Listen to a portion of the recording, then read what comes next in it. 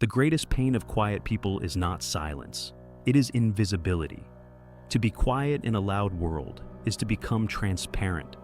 People project onto you, assume you're fine, assume you're strong, assume you don't need help. And so, your pain becomes private. Private pain becomes invisible grief. Grief for the self you never got to become. Grief for the words you swallowed. Grief for the boundaries you never set. Grief for the love you accepted just to avoid being alone. Quiet people often sacrifice authenticity for belonging, and that sacrifice is brutal because every time you hide yourself to be accepted, you teach yourself that the real you is unacceptable. That wound goes deep, deeper than most realize. Søren Kierkegaard wrote, "The deepest form of despair is to choose to be another than oneself."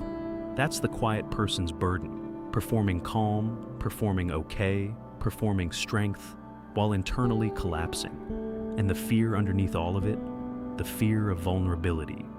Because vulnerability feels dangerous. To be seen means to risk judgment. To be known means to risk rejection. So, quiet people hide, not physically, emotionally, and this changes everything. A simple text message becomes anxiety. A simple disagreement feels catastrophic. A simple confession feels impossible. Life becomes psychologically complex. Not because it is, but because your nervous system interprets emotional exposure as threat. This creates chronic loneliness. And loneliness is not the absence of people. It is the absence of being understood. That's why quiet people can be surrounded by friends and still feel profoundly alone. Because connection without authenticity feels hollow, like drinking salt water. It looks like relief, but it makes the thirst worse. And over time, the pain becomes identity. I'm just quiet. No, maybe you were trained to disappear. There's a difference, and that difference changes everything. This is where quiet childhood patterns become adult realities, and they show up everywhere, in love, in work, in friendships, in self-worth. You might struggle to express your needs, not because you don't have them, but because having needs feels selfish. That's conditioning, not personality. You might stay in unhealthy relationships too long, because conflict feels more threatening than suffering. So, you endure, silently. You might become a chronic overthinker, replaying conversations for hours, analyzing tone, looking for hidden meanings. That's hypervigilance, not intelligence. You might have weak boundaries, saying yes when you mean no, accepting emotional crumbs, allowing disrespect. Because your nervous system equates boundary setting with abandonment. You might become highly successful in work, because achievement feels safer than intimacy. Many quiet people overperform professionally, but undernourish emotionally. Work becomes control. Love feels unpredictable. You might struggle with intimacy, not because you don't want closeness, but because closeness activates old wounds. To be loved means to be seen. To be seen means to be vulnerable, and vulnerability still feels unsafe. You might suppress anger. Quiet people often fear anger, their own and others. So anger gets swallowed, and swallowed anger becomes depression. Because depression is often anger turned inward. You might isolate when overwhelmed, not because you dislike people, but because solitude feels regulating, safe, predictable, manageable. You might minimize your pain, telling yourself, it wasn't that bad. Others had it worse. I'm overreacting. This is self-gaslighting, and it keeps wounds alive. Because healing begins where honesty begins. These are coping strategies, not character flaws, not personality traits. Patterns.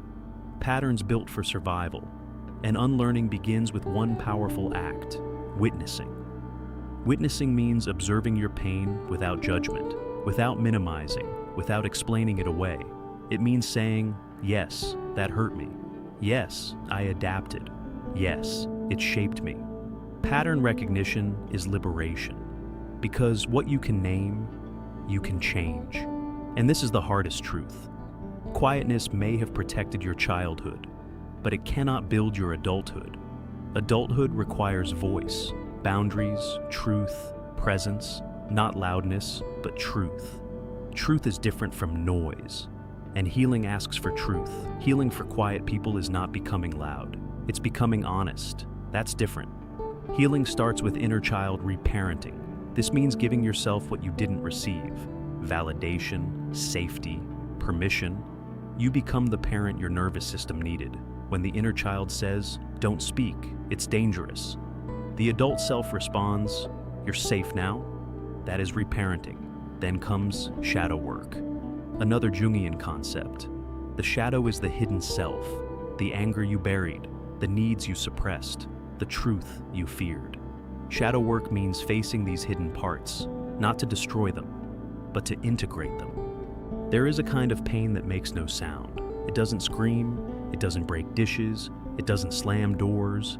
It sits quietly inside a person, like smoke trapped in a closed room. And if you're a quiet person, you know exactly what that feels like. You've probably spent your whole life being called calm, mature, easygoing, or reserved.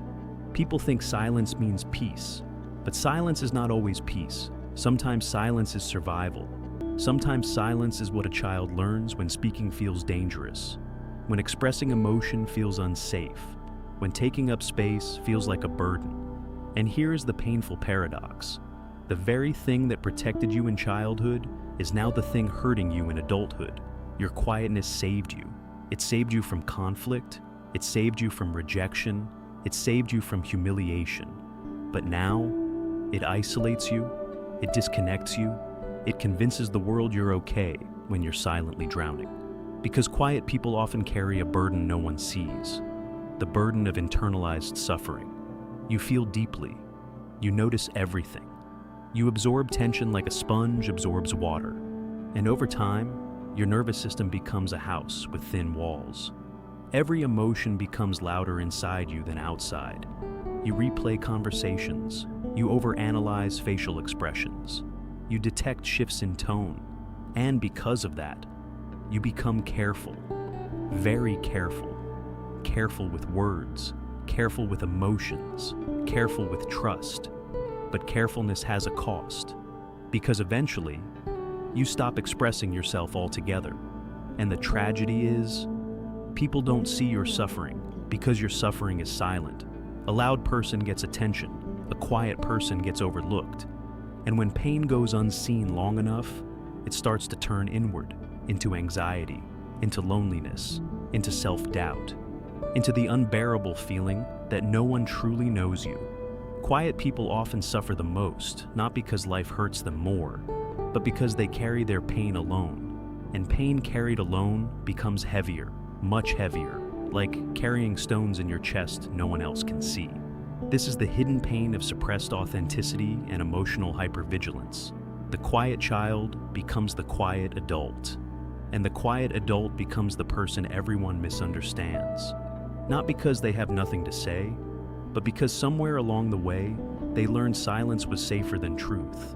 And tonight, we're going to understand why. To understand quiet people, you must understand this. Quietness is often not a personality.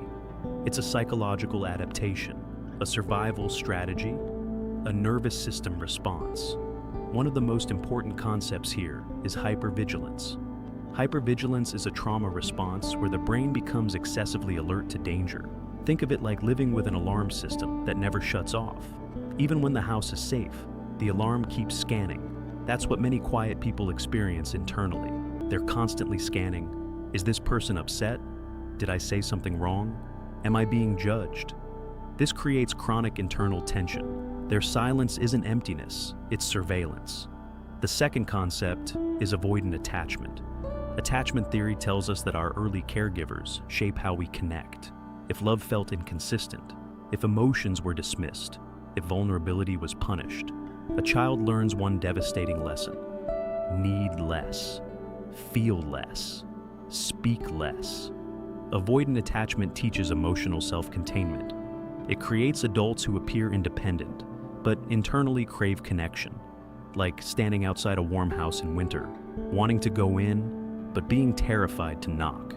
The third concept is emotional inhibition. This is the suppression of emotional expression to avoid discomfort. Imagine emotions as water in a river. Healthy people let the river flow. Quiet people often build dams, and dams hold until they break.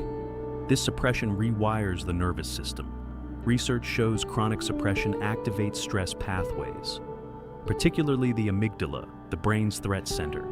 Meanwhile, the prefrontal cortex becomes overloaded with overthinking, and the default mode network, the part of the brain linked to self-reflection, becomes hyperactive. This creates rumination, endless internal dialogue, a mind that never rests. Quiet people often look calm on the outside, but internally, it's war, like a library during an earthquake, silent on the surface, shaking underneath. Philosopher Carl Jung once said, "What you resist not only persists, but will grow in size." And quiet people often resist their own emotional truth, not because they want to, but because survival taught them to. The brain adapts to survive environments, but survival mechanisms don't always disappear when danger does. Sometimes the cage remains open, but the bird still doesn't fly. That's what quiet suffering is. Freedom exists, but the nervous system still remembers captivity. Because wholeness is integration, not perfection. Then there's softness. Choosing softness is revolutionary, especially for people who learned hardness to survive. Softness means resting without guilt, speaking without apology, needing without shame, crying without embarrassment. It means trusting that your emotions are not inconveniences.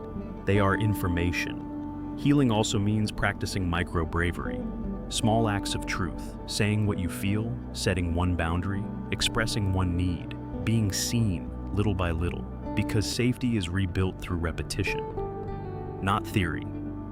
Brené Brown said, "Vulnerability is the birthplace of love, belonging, and joy." And that's the truth. The thing you fear most, being seen, is the very thing that heals you, not all at once, but gradually. Quiet people are often some of the deepest souls on earth. They feel what others ignore. They notice what others miss. They carry emotional worlds inside them. Their silence is not emptiness, it is depth. But depth without expression becomes suffering. So, if you are quiet, ask yourself, is this peace or protection? Is this who I am or who I had to become? That question can change your life, because the goal was never to fix yourself. You were never broken. The goal is to become whole, to reclaim the parts of you that went silent, to speak the truths buried under survival, to stop shrinking, to stop apologizing for existing, to understand that your voice, even if soft, matters. Your needs matter, your pain matters, and your healing matters, because the deepest tragedy is not being wounded. The deepest tragedy is living as if the wound is your identity. It isn't. It was a chapter, not the whole story. And maybe your silence protected you once, but now your truth will free you. If this resonated with you, share it with someone who has been suffering in silence. And subscribe, because sometimes the words you need most are the ones you've never been able to say out loud.